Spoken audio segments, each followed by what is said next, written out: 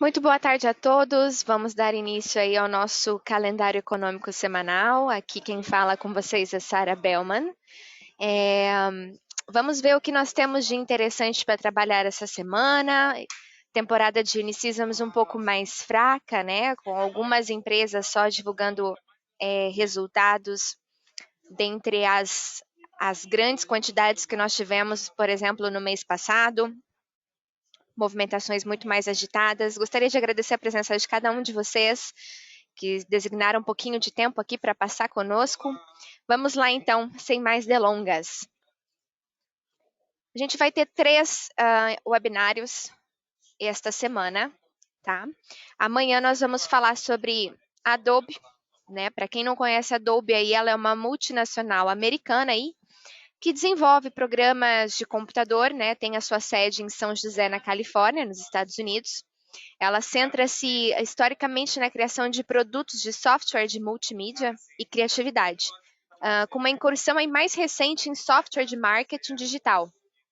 A Adobe ela é mais conhecida por seu software de ecossistema da web, que é o Adobe Flash, né? Software de edição de imagens, o Photoshop, o Acrobat Reader, a Portable Document Format, PDF, né? Que todo mundo conhece, e o Adobe Creative Suite, bem como também o seu sucessor aí, o Adobe Creative Cloud. Então, vamos ter a divulgação da Adobe e também da GameStop. A GameStop ela é uma empresa varejista aí de jogos, de vídeos e de entretenimento que foi fundada aí no ano de 1984. Sua sede fica em Dallas, no Texas, nos Estados Unidos, e ela opera aí 6.700 lojas em vários países, como Canadá, Porto Rico, Irlanda, Áustria, Dinamarca, a Suécia, a Rússia, a Noruega, a Finlândia e a Alemanha, Espanha, Suíça e Itália. Além disso, ela também tem 3 websites e tem uma revista chamada Game Informer. Então, para quem está atento aí a mercado, né, sabe que em janeiro de 2021, a comunidade do Wall Street Bets, né, do website Reddit, descobriu aí um buraco nas ações da GameStop pela Bolsa de Valores americana, onde diversos investidores visando a queda aí no capital mercadológico da rede de games permitiram aí que todas as vendas de ações fossem acordadas aí sobre venda de descoberto, né? Ou vendas fantasmas, o que permitiria aí que os apostadores eles venderem as ações por preços altos, comprando-as novamente aí por um preço menor no futuro, obtendo então o lucro. Para que esse esquema de venda a descoberto funcionasse, seria necessário aí que o valor de mercado da GameStop caísse, né? O que aconteceu foi o contrato. Redditors começaram a investir dos seus próprios bolsos, fazendo o valor da compra dos ativos saltar em mais de 1.800%, dos 19,95 dólares no início do mês de janeiro para o pico de quase 350 dólares no fim, forçando aí os investidores das ações fantasmas aí recomprarem esses ativos por valores exorbitantes, muito maiores daqueles pelo qual eles haviam vendido. Então, corretoras aí, por exemplo, como a Robinhood, também precisaram aí congelar as transições de compra, né, da GameStop, sendo acusada e investigada por manipulação de mercado. Daqui a pouquinho eu vou falar sobre algumas recomendações que a gente tem sobre esses mercados, inclusive por essa ação da GameStop. Vamos falar um pouquinho mais sobre o nosso calendário e daqui a pouco eu já passo mais algumas outras informações. Esse webinário de amanhã vai ser às 6 da tarde daqui de Londres, vai ser às 3 horas aí do Brasil, então conto com a presença de todos vocês. Na quarta-feira teremos a divulgação aí de estoques de petróleo bruto, né? Bastante prático, né? Aquilo que a gente vem trabalhando essa semana toda. E pedidos iniciais por seguro-desemprego, uma notícia bastante interessante que influencia bastante a cotação do dólar logo após a sua divulgação. Do estoque de petróleo bruto será na quarta, às 2h15 da tarde daqui de Londres, 11h15 da manhã no Brasil, e os pedidos iniciais por seguro-desemprego na quinta, ao 12h15 aqui de Londres, e às 9h15, desculpa, 9h15 da manhã aí no Brasil. São 3 horas de diferença para nós. Bom, falando um pouquinho aí sobre essa questão da GameStop, ela é um ativo que está bastante interessante para a gente entrar na compra. Logo após esse esquema da descoberta aí dessas vendas fantasmas, né? Ela caiu bastante nessas últimas semanas, desde o mês de janeiro, e agora ela já alcançou o seu fundo, onde a gente poderia entrar com uma compra. Não vou passar a questão de take profit, porque tudo vai depender da divulgação de balanço que vai ser divulgado amanhã, aftermarket, né, após fechamento do mercado. Então, isso eu vou deixar para meu colega que vai apresentar amanhã esse webinário, passar para vocês essa informação. Mas para quem já quiser ir trabalhando com uma compra desse ativo dentro do decorrer dessa semana, é uma operação bastante interessante. Mais algumas coisas aí para falar para vocês. Referente aí às vacinas da AstraZeneca, né? Quem acompanhou aí soube que rumores aí foram relatados de pessoas que estavam desenvolvendo trombose conforme as vacinas da AstraZeneca. Mas resultados geraram bastante otimismo nos Estados Unidos, né?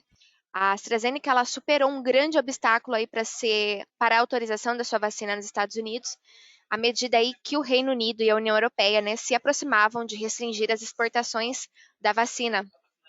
A empresa disse que a sua vacina ela foi 79% eficaz em parar o Covid-19 sintomático e 100% eficaz na prevenção de morte e hospitalização, em um estudo aí que cobriu mais de 32 mil voluntários nos Estados Unidos. Os resultados eles também não mostraram problemas com distúrbios de coagulação de sangue, preocupações que levaram aí muitos países da União Europeia a suspenderem a distribuição da vacina no início desse mês. Vou pedir para todos desligarem o seu microfone, por favor, para não dar interferência aqui no nosso webinário, por gentileza.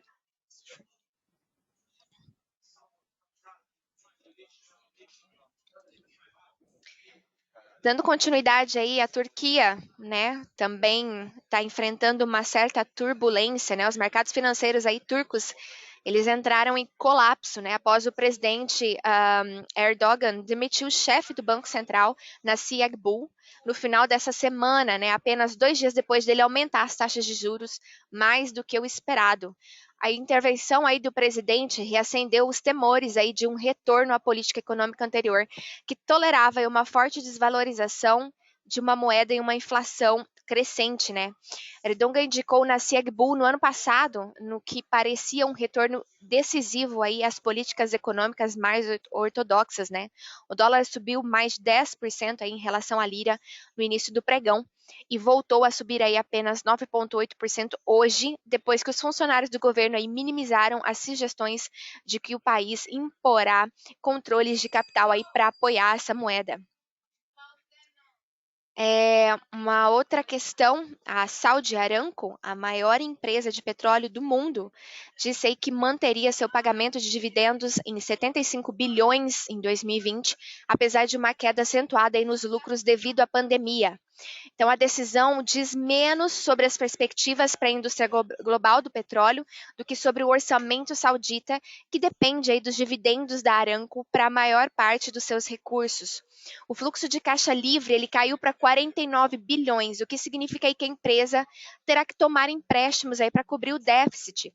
Os preços do petróleo eles estavam agitados nessa segunda-feira, até um pouco antes, né, conforme as dúvidas sobre a temporada de turismo aí de verão no hemisfério norte que se intensificaram. Os futuros do petróleo WTI avançaram em 0,41% a 61,69 o barril, enquanto os futuros do Brent subiram em 0,17% a 64,64 o barril. Uma outra interessante notícia é que o petróleo ele chegou a cair na semana passada, uma correção de 6 a 8 dólares, e para que ele possa subir a novos níveis, né, e provavelmente chegar ao patamar aí de 68 dólares que ele alcançou. Então, é um assunto bastante interessante para a gente acompanhar essa semana, além da divulgação do resultado na quarta-feira, que a gente vai poder operar com mais segurança.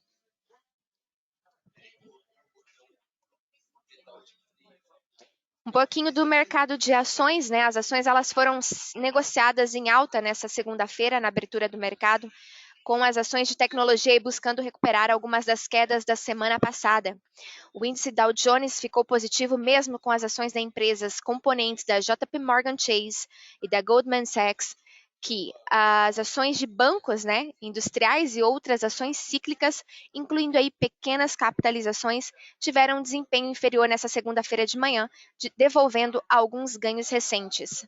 As ações de tecnologia tiveram um desempenho superior após a outra semana na queda da queda da semana passada, e o Nasdaq subiu quase 1%. Os movimentos de mercado de ações coincidiram com a estabilidade dos rendimentos de títulos do governo. Os investidores eles estão prontos para receber os relatórios mais recentes sobre o indicador da inflação preferido do Federal Reserve ou despesas básicas de consumo pessoal no final desta semana. Com os investidores de olho aí na recuperação econômica e nas perspectivas de inflação, as ações cíclicas e de valor superaram fortemente suas contrapartes de tecnologia e crescimento até agora no ano de 2021. Alguns estrategistas ainda disseram acreditar que esses novos líderes no mercado têm espaço para correr enquanto a recuperação avança. 3 indicações boas para vocês trabalharem essa semana, quem está trabalhando com ações. Nós temos aí a empresa Target. Então, é uma boa opção para compra, onde ela pretende chegar até o valor de $200. Tá? Vamos dar uma olhada aqui no nosso... Agora ela está sendo cotada a 188, então seriam aí 12 dólares para cima. Zoom também é outra interessante, que está sendo agora 328, outra compra, para chegar até nos $400. Seria uma operação mais a curto, médio e longo prazo, essa da Zoom, mas ainda com possíveis altas bastante interessantes. E PayPal. PayPal está sendo cotada agora a 244 e continua em queda, tá? Então, o próximo piso dela seria o valor de $224, mais $20 abaixo, tá, pessoal? São 3 indicações que a gente tem ainda para essa semana para deixar as coisas rolarem. Alguém tem alguma dúvida, por favor? Esse é o momento antes da gente finalizar o nosso webinário.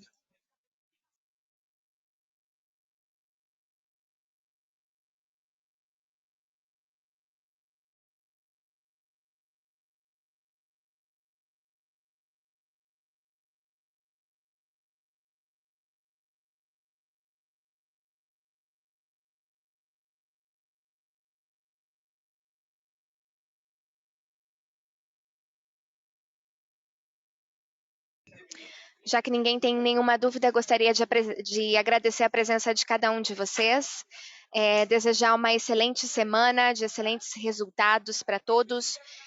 Quem tiver alguma dúvida referente a negociações, enfim, por favor, contate os seus gerentes de contas e a gente fica por aqui. Um grande abraço para vocês. Para você também, Sara. Deus te abençoe. Amém, muito obrigada.